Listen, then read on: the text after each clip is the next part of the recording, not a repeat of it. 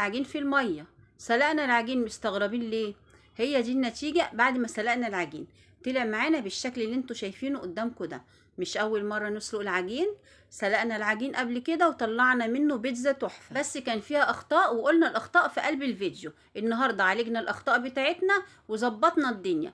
تعالوا معانا نسمي الله كده ونشوف هنعمل البيتزا بتاعتنا التحفه دي النهارده ازاي، وهنسلق العجين ازاي في قلب الميه ويطلع معانا مظبوط جدا باذن الله. اول حاجه انا معايا تقريبا كده 100 جرام من اللحمه المفرومه او 150 جرام من اللحمه المفرومه، يعني اي قطعه لحمه مفرومه عندك في التلاجة هتقضي الغرض باذن الله. انا هعملها هنا بدل خطوتين هعملها بخطوه واحده، يعني هعمل الصلصه والحشوه مع بعضهم بدل ما اعمل الصلصه لوحدها واعمل الحشوه لوحدها. كده هي خطوه واحده هنعمل فيها الصلصه والحشوه مع بعضيها. انا اللحمه اللي معايا فيها قطعه كده من الملبس، فهنزل بيها على حله سخنه مره واحده، مش هحط اي ماده دهنيه. يبقى كده وفرت هنا الماده الدهنيه اللي انا هحطها. هخلي اللحمه تتشوح معايا لحد ما تاخد اللون البني بتاعها. هنزل عليها ببصلايه كبيره مفرومه. بعد ما تتشوح البصلايه الكبيره المفرومه معاها، هروح عامله حفره كده في النص صغيره، واروح حاطه معلقه من التوم واروح مشوحاها معاهم. بعد ما تتشوح معاهم اروح نازله عليها بقى بالتوابل اللي معايا. والتوابل اللي معايا ملح وفلفل وكمون وكزبره وبابريكا ومعلقه صغيره من السكر، والمفروض رشه زعتر، بس انا الزعتر نسيت احطه هنا فهحطه بعد اللحمه ما تتسبك معايا. وانزل عليها بنص شفشه من الطماطم المعصوره، طماطم معصوره ومتصفيه، ومعلقه صغيره من الخل، واسيبها لما تتسبك خالص. في الاول ما كانتش كده متسبكه معايا، اتسبكت معايا لما بقيت افرق بالمعلقه بقت تعمل خط في نص الحله كده، اتسبكت معايا وبقت تمام. بسرعه بقى نخش على العجينه. انا جبت كيلو من الدقيق ونخلاه، لازم تنخلي الدقيق قبل ما تشتغلي بيه. حطيت له معلقتين من السكر الكبار، وحطيت له كيس خميره، وكيس الخميره هنا هيبقى قليل على كيلو من الدقيق. حطيت معاه معلقتين صغيرين من البيكنج باودر. البيكنج باودر هنا يساعد مع الخميره وهيفتح العجينه معايا، هيفتحها يعني هيخليها هشه.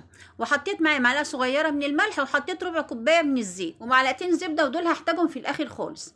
ممكن لو ما عندكيش لبن ممكن تحطي زبادي، ممكن تشيلي الزبادي وتحطي معلقتين لبن بودره، وممكن تشيلي معلقتين اللبن البودره وتحطي لبن رايب، يعني اي حاجه بتطعم العجينه معاكي. معايا بقى ميه دافيه تقريبا 300 مللي من الميه الدافيه، ممكن محتاجهمش كلهم طبعا على حسب نوع الدقيق، وطبعا مش كل الدقيق بياخد سوائل زي بعض. وما انساش ان انا معايا هنا من السوائل معايا كمان لبن ومعايا زيت ومعايا زبده، يعني معايا سوائل تانية كتيره غير الميه. فخدت ميه معايا تقريبا 275 مللي من الميه، يعني اقل من 300 جرام. طبعا ده بيرجع لنوع الدقيق. بعد بقى ما العجينه بتتعجن معايا عجنه كويسه، بروح نازله عليها بمعلقتين الزبده اللي معايا.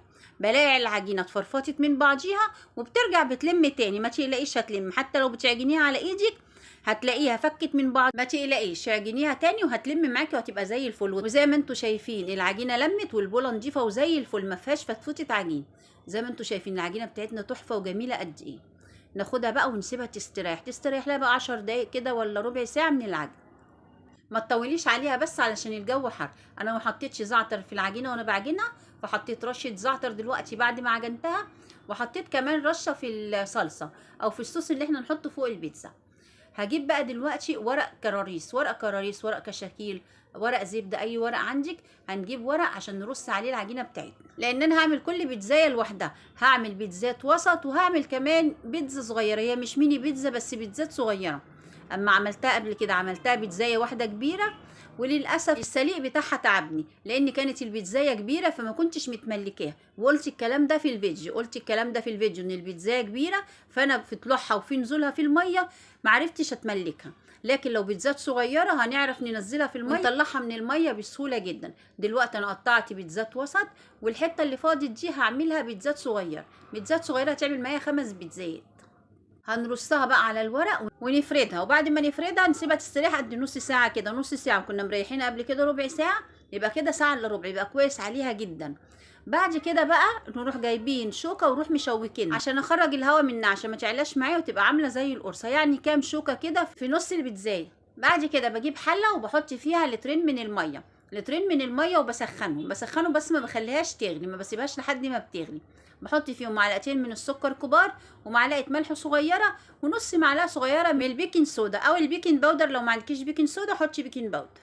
بعد كده هاخد البيتزايه اللي معايا واروح منزلاها في الميه، والورقه هنا سهلت علينا ان احنا ننقل العجينه بسهوله، نشيلها من على الرخام او من على الترابيزه او من على المكان اللي احنا حاطين فيه العجين، هننقلها بسهوله جدا وننزلها في الميه بسهوله جدا. فالورقه هنا طبعا مهمه. المهم بقى نزلي العجينه في الميه وما تشديش الورقه منها الا بعد ثانيتين بالظبط كده، وشدي الورقه تطلع معاكي بكل سهوله زي ما بتشوفيها بتطلع معايا كده، وروحي قلبه العجينه على وشها، هتاخد على كل وش دقيقتين بالظبط، مش تاخد زياده عن كده.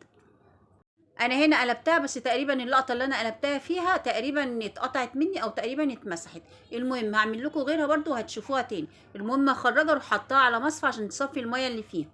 تاني واحده اهي معانا زي ما انت شايفه كده، بحطها الاول في الميه ثانيه بالظبط او ثانيتين، هتشد الورقه تطلع معاكي بكل سهوله زي ما انت شايفه كده. اول ورقه ما بتنزل في الميه بتتبل بتسيب خالص من العجين. دي حطيتها دقيقتين كده وهروح قلبها برضو على الوش التاني زي ما انت شايفه كده، بتاخد على كل وش دقيقتين او دقيقه ونص بالظبط، ما بتاخدش زياده عن كده. اللي معايا الاولانيه في المصفى هاخدها بقى، انا هدهن صاج او تدهني صينيه تدهنيها بالزيت دهنه كويس، وتروح حاطه عليها العجين بعد ما يتصفى عشان العجين ما يلزقش في الصينيه. الاولانيه حطيتها في الصاج، ودي بقى احطها مكانها في المصفى عشان برضو تصفي الميه بتاعتها. بعد كده هجيب بقى كام بيتزا كده من البيتزا الصغيره. البيتزا الصغيره بقى هتدخل في الحله كام واحده كده مع بعضيهم زي ما انت شايفه كده. حطيناهم هنشد بقى الورق بتاعهم بكل سهوله اهو زي ما انت شايفه كده. الورق بيطلع بس هي الميه سخنه شويه. ممكن بقى تبقي تشديهم بمعلقه او بمسكه ولا حاجه وتروحي مطلعاهم علشان الميه السخنه ما تلسعكيش. بعد كده بقى سيبناهم دقيقه ونص كده او دقيقتين، واخدهم بقى اروح مقلباهم، اقلب كل واحده على الوش التاني، وبعدين اسيبها برده على الوش التاني كل واحده دقيقه ونص او دقيقتين، يعني مش هتفرق كتير. بعد كده بقى نروح واخدينهم نروح مطلعينهم ونطلعهم برده على المصفى، نسيبهم يتصفوا وبعد كده ناخدهم نرصهم في الصينيه. بعد كده بقى نطلعهم نرصهم في المصفى برده عشان يتصفوا ونحط بقى غيرهم. انا كنت عامله البيتزا الكبيره قبل كده اللي هي البيتزا المسلوقه برده زي ما قلت لكم، كنت عاملاها واحده بس في الصينيه، واحده كبيره بقى على بعضها، فبقى غلبتني بقى ان انا احطها في الميه واطلعها، بتبقى عايزه انك تتملكيها كلها. المهم كنت عاملاها في اليوم دون، وكنت عاملاها مع الزيتون اللي انا كنت عاملاه في الازايز. بصراحه كان تحفه، كانت فكره الزيتون في الازايز كانت تحفه، وكنت حاطه جنبها الزيتون. المره دي كمان والله انا برضو عندي الزيتون لسه عندي، بس انا مش عايزه اطلعه، مش هطلعه ان شاء الله لو حيانا ربنا لما يطلع الزيتون الجديد، عشان اعمل الجديد معاكم واوريكم اللي كان عندي بقاله سنه عامل ازاي. تحفه تحفه، شايله شويه صغيرين كده ان شاء الله ابقى اوريهم لكم باذن الله. كنت مخليلاه في ازاز البيبسي بس كان تحفه. لو عايزين لينك الزيتون وعايزين لينك البيتزا الكبيره اللي انا عملتها ممكن اسيبهم لكم في صندوق الوصف باذن الله. شفتوا بقى العجينه بعد ما اتسلقت بتشيليها وتحطيها بايدك عادي جدا، ما فيهاش اي بقى مشكله. دهنتي الصاج دهنه زيت كويسه جدا ورحت حاطه عليه العجينه عشان ما تلزقش. هاخد بقى الصوص اللي انا كنت عاملاه، الصوص ده منه صوص للبيتزا ومنه كمان حشو، فانا كده بدل خطوتين خليتهم خطوه واحده، يعني بعد ما اعمل الصوص لوحده والحشوه لوحدها عملتها حاجه واحده. جبت لهم بقى طبق صغير كده من الجبنه الموتزاريلا. الجبنه دي انا مش حاطاها عشان تشد ولا عشان حاجه، لا هي بس مجرد منظر كده، عايزه تكتري طبعا براحتك. تحطي بقى فلفل الوان، تحطي زيتون، تحطي فلفل حامي، مش عاجباكي الحشوه تشوحي شويه سجق وتحطيهم عليهم زي ما انت عايزه بقى. المهم هناخدها ندخلها الفرن على درجه حراره 200 220 كمان، لان احنا البيتزا معانا برده مستويه، فمش عايزين نتعوق في الفرن عشان ما تنشفش معانا. عارفين بقى الميزه من سليق العجين هنا ايه؟ ان بتديني طعم تحفه في العجين، بتخلي طعم العجين تحفه، بيبقى عامل كده زي عيش الباجيت، بيبقى عامل زي البيتزا الاصليه اللي انت بتجيبيها اللي هي البيتزا الايطالي. بجد بيبقى طعمه خطير، العيش المسلوق او العجين المسلوق ده بيبقى طعمه تحفه، وهي دي الميزه من سليق العجين. لان في ناس قبل كده بتقولي طب ما احنا لسه بنسلقه وبعدين بندخله تاني الفرن، طيب وعلى ايه بقى؟ لا اللي على ايه دي بقى، لان بتديك طعم تحفه تحفه في العجين، بجد طعمه خطير. زي ما انت شايفه معانا كده ظهر العجين عامل زي العيش الباجيتي بالظبط، وطعمه بجد لو دقتيه بجد هتبقي عايزه تسلقي اي عجين تاني.